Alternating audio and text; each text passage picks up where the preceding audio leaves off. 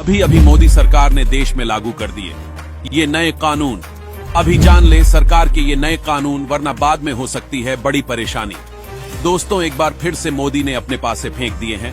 अब देश में अंग्रेजी कानून नहीं, भारतीय कानून चलेंगे। दोस्तों, देश में मोदी सरकार ने ऐसे कई बदलाव कर दिए हैं जिसे लेकर कांग्रेस से समाजवादी तक के सारे नेता तिल मिला गई है। देश के प्रधानमंत्री मोदी ने गृह मंत्री अमित शाह के साथ मिलकर लोकसभा की बैठक में नए नियमों का पूरा पर्चा मेंबर्स के सामने रखा, तो इसमें कुछ ऐसे बिल देखकर कांग्रेस के नेता घबरा गए और आक्रोश में आ गए। इन बिल के पास होने से भारत में ऐसे बदलाव देखने को मिलेंगे जिसका भारतवासियों को कई साल से इंतजार है।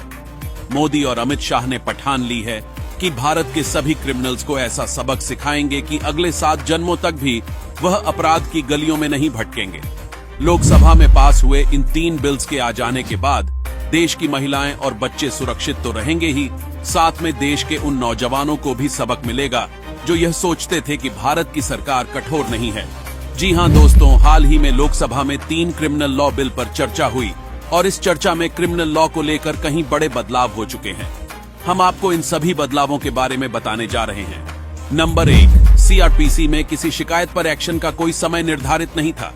दोस्तों, पहले आप कोई शिकायत देते थे तो पुलिस उस पर 10 साल बाद भी कार्रवाई कर सकती थी, लेकिन अब 3 दिन के अंदर एफआईआर दर्ज करनी होगी। अगर ऐसा नहीं हुआ तो थाना में मौजूद थाना अधिकारी को उसका जवाब देना होगा। आतंकवाद की व्याख्या अब तक किसी भी कानून में नहीं थी। सरकार राजद्रोह को देशद्रोह में बदलने जा रही है। शारीरिक हिंसा के मामलों में बयान महिला न्यायिक मजिस्ट्रेट ही करेगी। पीड़िता का बयान उसके आवास पर महिला पुलिस अधिकारी के सामने ही दर्ज होगा। झूठे वादे या पहचान छुपाकर शारीरिक संबंध बनाना अब अपराध की श्रेणी में आएगा। छोटे मोटे आपराधिक मामलों में समरी ट्रायल में तेजी लाई जाएगी। 3 साल तक की सजा वाले मामलों में मजिस्ट्रेट कर सकते हैं समरी ट्रायल। 7 साल या उससे अधिक की सजा वाले सभी अपराधों में फोरेंसिक अनिवार्य होगा। 10 साल या उससे अधिक, आजीवन एवं मृत्यु दंड के दोषी प्रोक्लेम्ड ऑन फेंडर घोषित किए जा सकेंगे। घोषित अपराधियों की भारत से बाहर की संपत्ति को जब्त करने का नया प्रावधान होगा। दोस्तों, लोकसभा में अमित शाह ने कहा कि मोदी सरकार पहली बार आतंकवाद की व्याख्या करने जा रही है। इसके साथ ही राजद्रोह को देशद्रोह में बदला जा रहा है।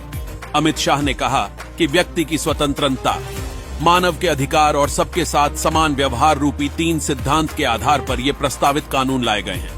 शाह ने कहा कि इस ऐतिहासिक सदन में करीब 150 साल पुराने 3 कानून, जिनसे हमारी आपराधिक न्याय प्रणाली चलती है, उन तीनों कानूनों में पहली बार पीएम मोदी के नेतृत्व में भारतीयता, भारतीय संविधान और भारत की जनता की चिंता करने वाले बहुत आमूल चूल परिवर्तन लेकर मैं आया हूं। जो बदलाव किए गए हैं उससे अब क्या फर्क पड़ेगा?